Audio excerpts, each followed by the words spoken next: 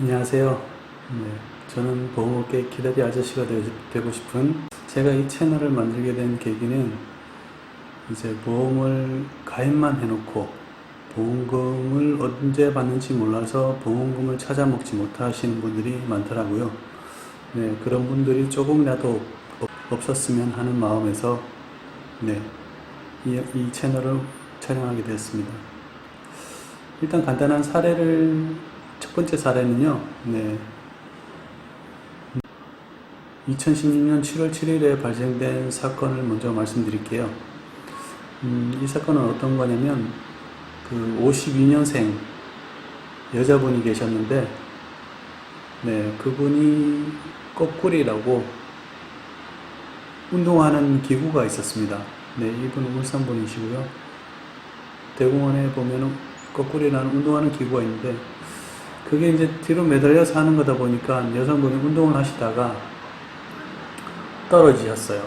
떨어지셨는데 어떤 피해를 입었느냐, 이제 흉추 7번이 골절되는 상황이 발생했습니다. 그래서 이분은 입원을 하셨겠죠.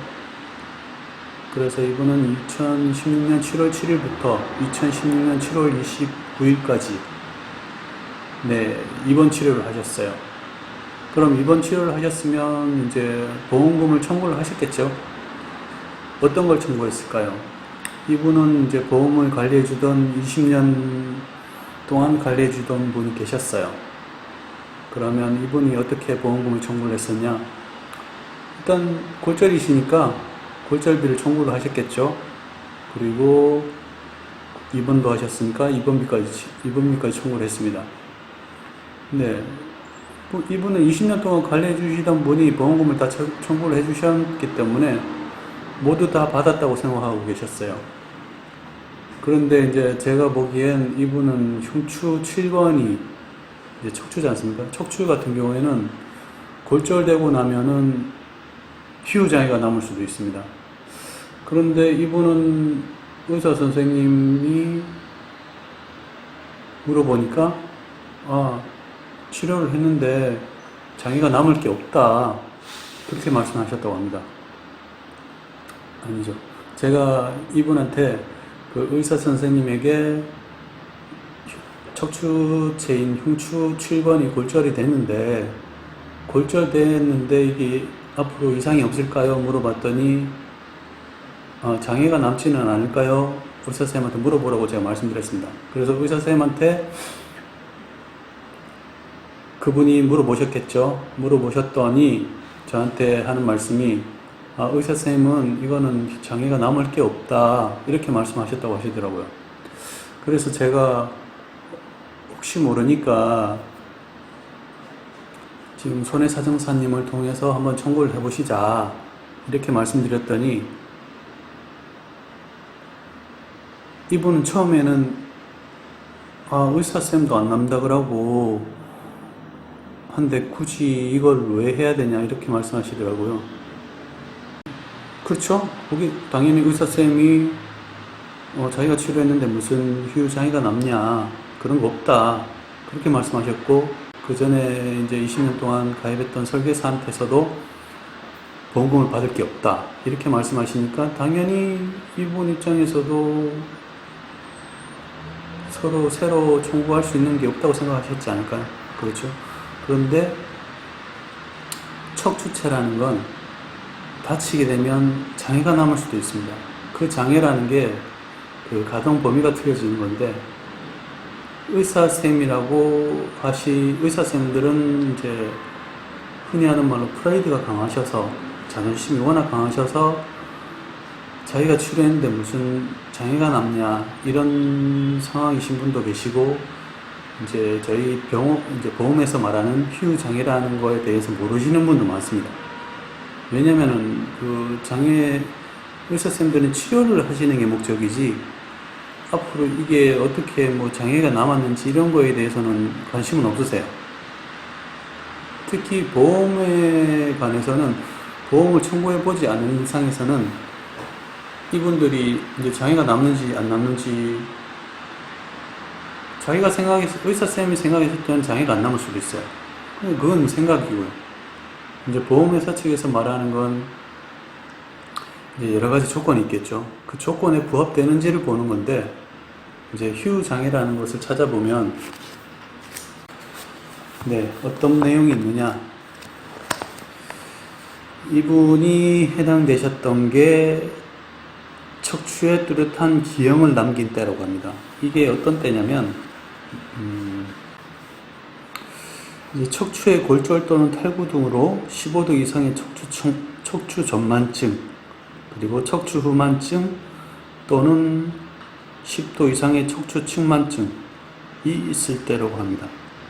아니면 이제 척추체 한 개의 압박률이 40% 이상인 경우 또는 한 운동단위 내에 2개 이상 척추체의 압박 곡절로 각 척추체의 압박률의 합이 60% 이상일 때가 뚜렷한 기형이라고 나옵니다. 이분은 결과론적으로 말씀드리면 이제 손해사정사님이 제가 섭외를 해가지고 그분한테 의뢰를 맡겼습니다.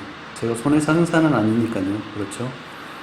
네, 그분한테 맡겼는데 이분이 몇 프로를 진단받았냐?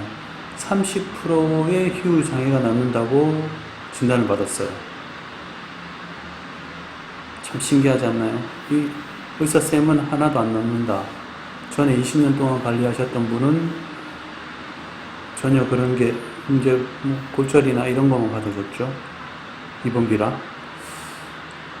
그래서 이분이 저랑 진행하시고 나서 어떻게 됐냐면 30%의 진단을 받으셨는데 문제가 있었습니다. 뭐냐면 이분이 이제 골다공증 수치가 엄청 높게 나오신 거죠. 그래서 이제 보험사랑 합의된 부분이 이분은 30%의 기여도가 있다. 골다공증으로 인한 기여도가 30%로 인정받아 30%로 합의를 봐서, 그러니까 70%, 1억 1천만 원이 들어가셨는데 70%시면 30%에 3,300에 70%니까 2,310만 원이 되겠네요. 그렇죠? 2,310만 원에 대한 보험금을 지급받으셨어요. 이 사례처럼 이제 보험을 가입은 되어 있지만 보험금을 제대로 못 받는 분들이 엄청 많으세요. 왜냐? 보험이란 건 보험금을 청구를 하지 않으면 주지 않습니다. 그런데 보험금을 청구를 했다고 제대로 주냐? 우리가 모르면서 청구를 했는데 알아서 주냐? 물론 그럴 때도 많아요. 그럴 때도 있지만 어떨 때는 제가 이때까지 사례들을 살펴보면 보험금을 청구했지만 자기들은 변경된 약관을 통해서 지급하지 않거나, 아니면 이제 실비 같은 경우에는 실비처럼 이렇게 약관이 바뀌었기 때문에 안 준다.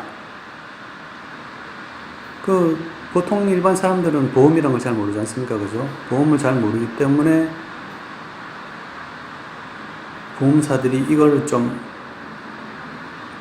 악용을 하는 건지, 아니면 이제 보험금 지급하는 담당자들이 진짜 몰라서 그런 건지는 저는 모르겠어요. 그렇지만 그런 사례들을 하나씩 말하면서 보험은 계속 공부를 하셔야 됩니다. 보험을 한 6년 가까이 하고 있지만 계속 공부를 해도 어려워요. 왜 어렵냐? 약관은 수시로 변하기 때문에 참 어렵습니다. 그걸 이제 찾아주는 게 설계사들의 일인데, 흔히 하는 말로 설계사들은 보험금을 찾아주려는 노력은 잘 하진 않아요. 왜냐? 보험 설계사들은 보험을 받는 게 목적입니다. 설계사들은 보험을 받아서 수당을 챙기는 직업이기 때문에 받는 게 목적이에요. 그래서 혹시라도 주변에 이제 보험금을 저처럼 이렇게 찾아주려고 노력하시는 분들이 있으시면 꼭 그분한테 보험을 가입하세요.